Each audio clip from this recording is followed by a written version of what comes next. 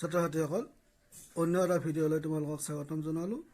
আজিৰ ভিডিঅ'টিত গুৱাহাটী ইউনিভাৰ্চিটিৰ BA third ছেমৰ এডুকেশ্যনৰ মেজৰ কুৱেশ্যন পেপাৰখন লৈ আহিছোঁ। এইখন হ'ল ভেলো এণ্ড পেচ এডুকেশ্যনৰ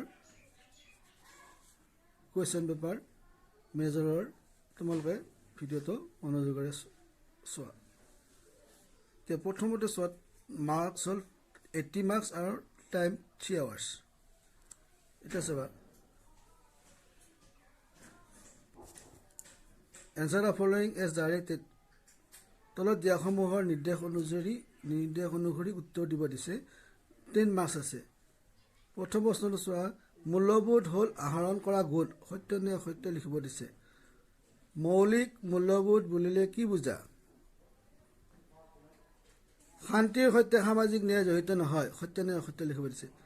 সত্য শিৱ সুন্দৰ হৈছে দেশ প্ৰকাৰৰ মূল্যবোধ, সেইবোৰ কৰিব।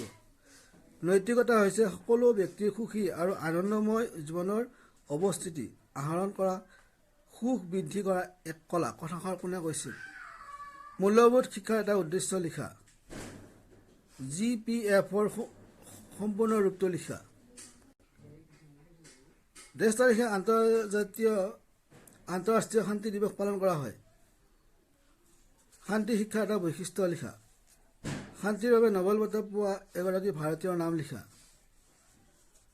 তলৰ প্ৰশ্নসমূহৰ অতি চমু উত্তৰ লিখিব দিছে। 10 marks আছে। মূল্যবোধৰ যিকোনো দুটা উৎস উল্লেখ কৰা। মূল্যবোধ শিক্ষা প্ৰদানৰ দুটা পদ্ধতিৰ নাম। মূল্যবোধ নিৰ্ভৰ কৰা দুটা উপযোগিতা উল্লেখ কৰা। শান্তি শিক্ষাৰ দুটা উদ্দেশ্য। আন্তঃৰাষ্ট্ৰীয় শান্তি ৰক্ষাৰ ক্ষেত্ৰত ৰাষ্ট্ৰসংঘৰ দুটা কাৰ্য। 3 নম্বৰ প্ৰশ্নকেইটা চোৱা। তলৰ প্ৰশ্নসমূহৰ যিকোনো চাৰিটা উত্তৰ লিখিব দিছে। 5 marks কৈ আছে, 20 marks। মানৱ জীৱনত মূল্যবোধৰ গুৰুত্বৰ সম্পৰ্কে এটা টোকা লিখা। সামাজিক মূল্যবোধ আৰু সৌন্দৰ্যবোধক মূল্যবোধৰ বিষয়ে চমুকৈ লিখা। সমাজত মূল্যবোধ আৰু শান্তি প্ৰসাৰ কৰাত শিক্ষক আৰু ছাত্ৰ ছাত্ৰীৰ ভূমিকা। শান্তি শিক্ষাৰ প্ৰসাৰ সাধনৰ কৌশল আৰু দক্ষতা সম্পৰ্কে এটি টোকা লিখা। শান্তি শিক্ষাৰ প্ৰদানৰ বাবে গ্ৰহণ কৰা বিভিন্ন পদ্ধতিসমূহ বৰ্ণনা কৰা। নৈতিক শিক্ষা বিদ্যালয়ত কিদৰে প্ৰদান কৰিব পাৰি তাৰ বিষয়ে চমুকৈ লিখা। 4 নম্বৰ প্ৰশ্ন এটা চোৱা। তলৰ প্ৰশ্নসমূহৰ উত্তৰ লিখা। 10টা লিখিব দিছে। 40 marks আছে।